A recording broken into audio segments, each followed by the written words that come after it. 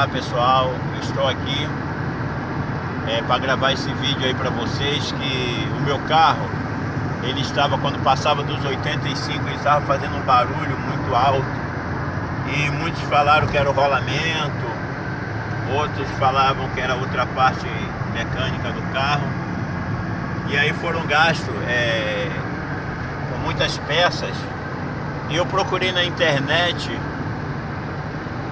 o porquê, encontrei até um vídeo, mas no final do vídeo ele não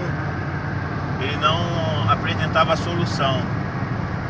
Então quando eu passava dos 80, filma aqui, né? Joga aqui os 80, eu vou passar um pouco pra vocês verem aqui. Eu estou numa via expressa que me dá direito a isso.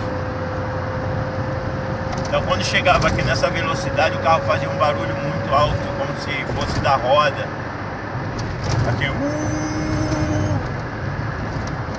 quando chegava nessa velocidade, então eu tinha que diminuir. E quanto mais eu aumentava, mais o barulho também aumentava, quanto mais eu aumentava a velocidade. E aí eu chamei o meu mecânico para dar uma olhada. Então eu quero compartilhar com vocês que foram solucionar o problema. Um problema muito simples. Era o porta-mala, da parte de cima do carro tem um porta-mala, depois eu vou estar editando esse vídeo. O porta-mala, ele só estava com uma pecinha torta, depois eu vou mostrar para vocês.